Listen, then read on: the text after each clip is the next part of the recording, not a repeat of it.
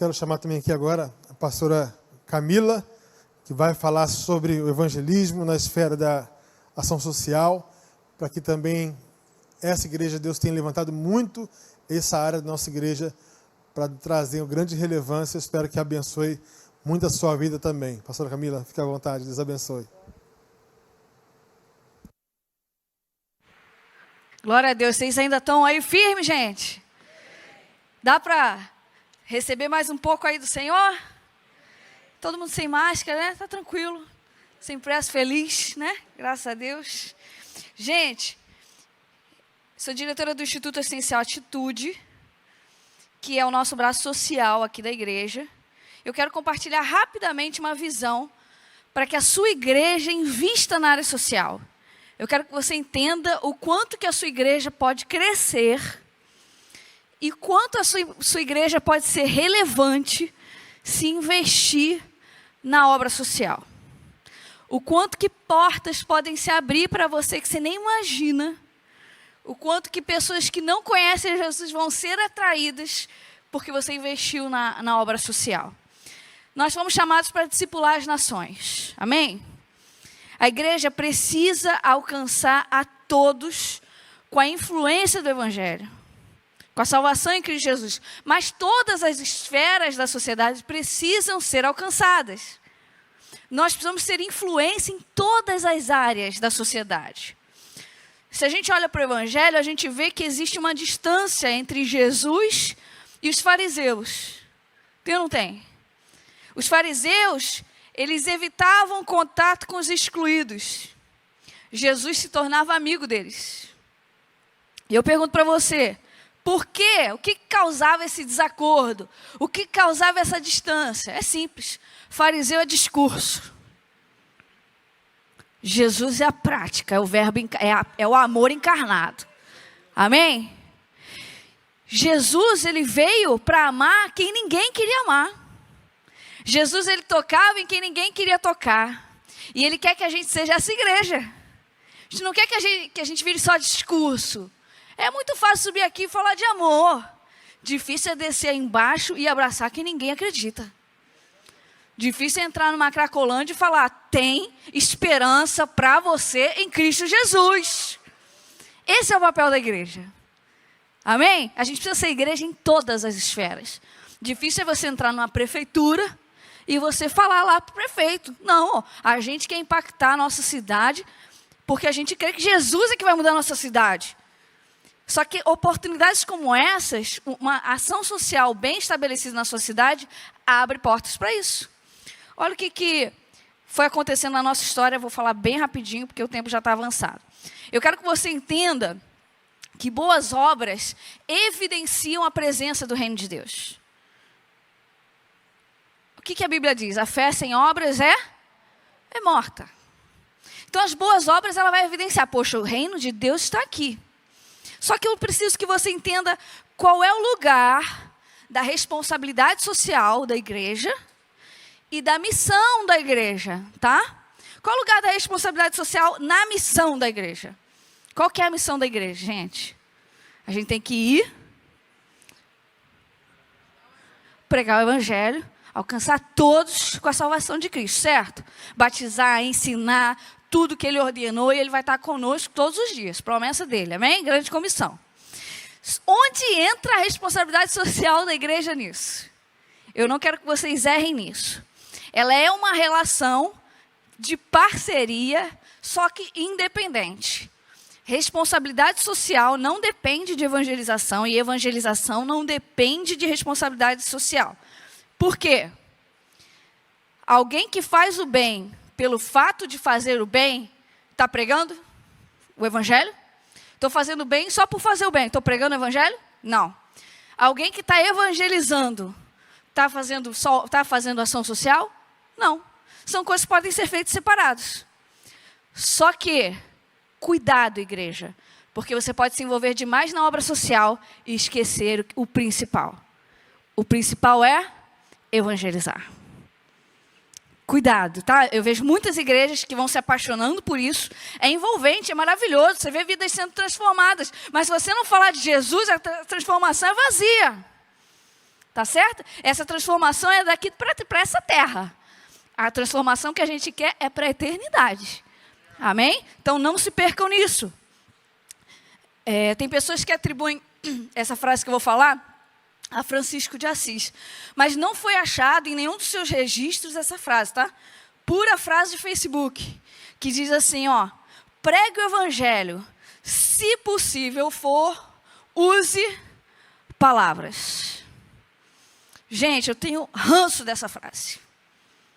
Porque essa frase é linda. A gente chega a arrepiar. Mas ela não é verdadeira.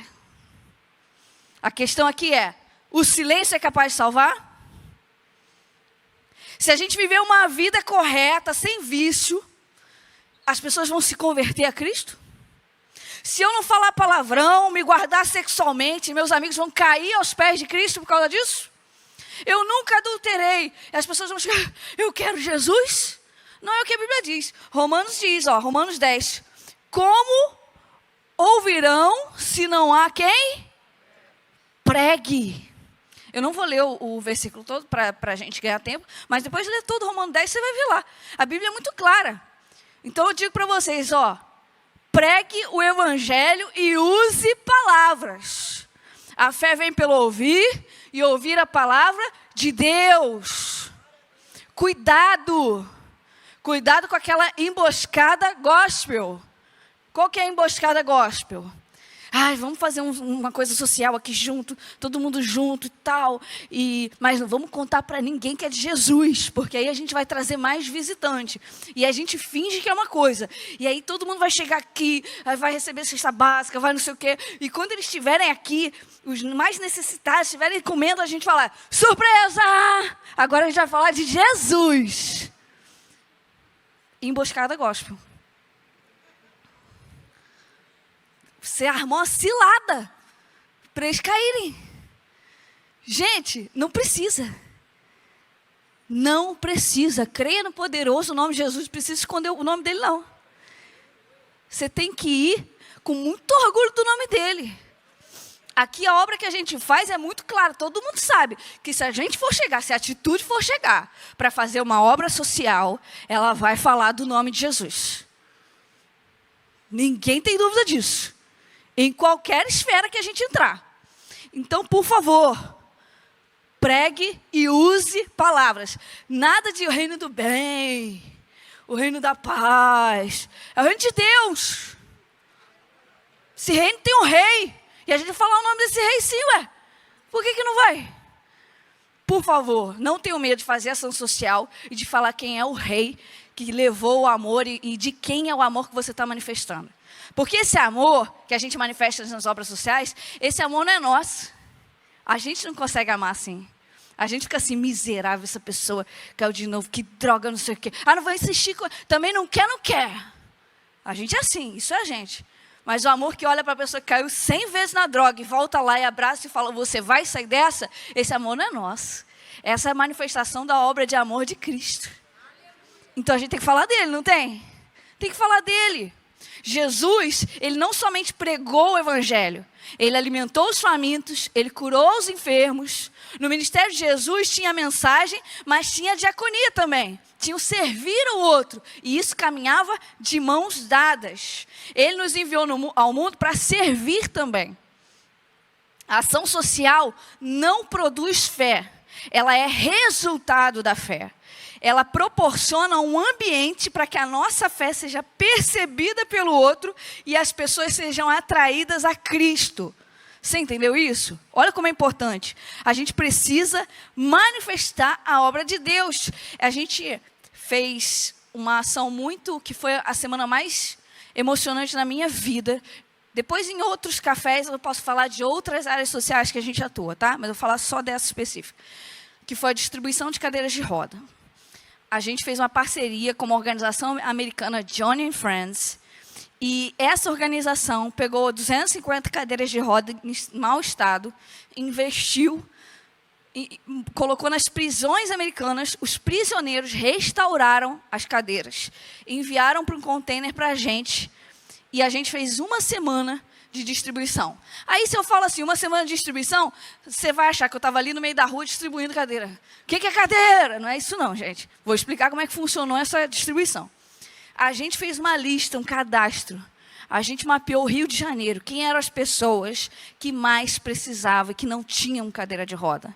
A gente cadastrou um por um e agendou para eles buscarem no horário marcado. Por quê? Porque quando eles chegavam lá, eu tinha uma equipe de voluntários que chegavam por estações. Ó, Satanás, não quero, não vou falar. Não vou falar, em nome de Jesus. E aí, era separado por estação. O cadeirante chegava e era bem recebido, tinha uma prancheta, anotava. E aí, ele ia para a primeira estação. Ele era atendido por fisioterapeutas, tudo voluntário. E o fisioterapeuta avaliava a situação dele, escolhia uma cadeira e levava essa cadeira para os marceneiros e mecânicos montarem sob medida para aquela pessoa. E enquanto ela estava esperando a cadeira ser montada, ela ia para uma outra estação, onde tinha um cafezinho, um biscoitinho, coisa simples, que a gente ganhou também de doação das pessoas. E ali ela ficava esperando, a gente conversava, ouvia a história dessa pessoa.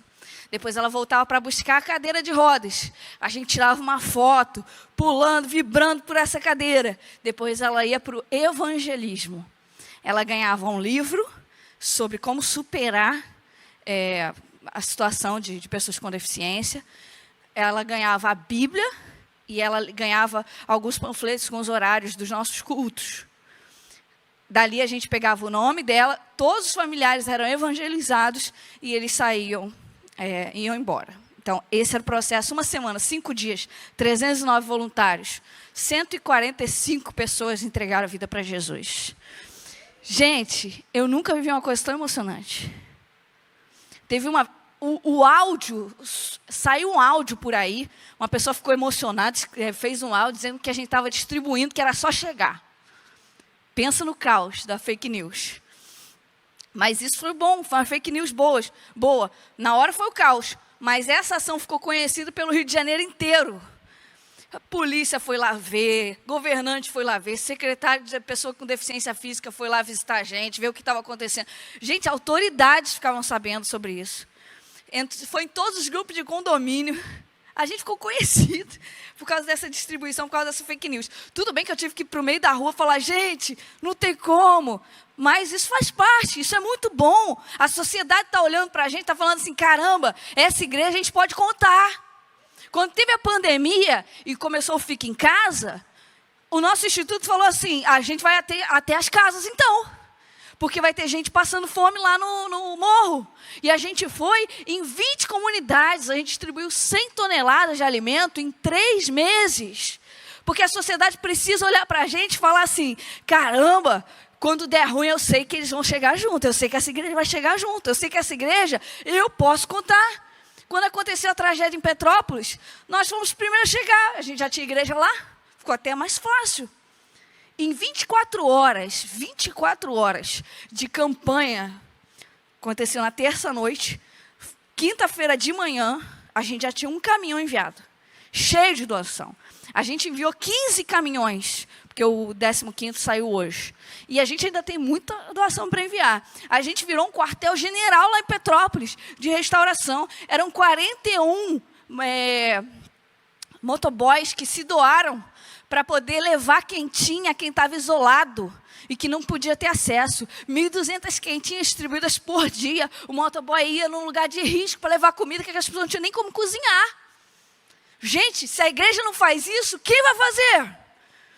Não espero outra pessoa que faça, não. Nós precisamos manifestar as obras de amor de Cristo. Mas eu quero que vocês não esqueçam de uma coisa.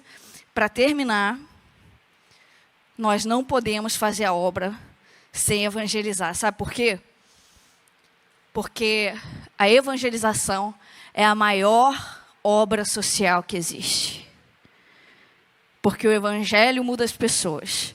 E as pessoas mudam a sociedade.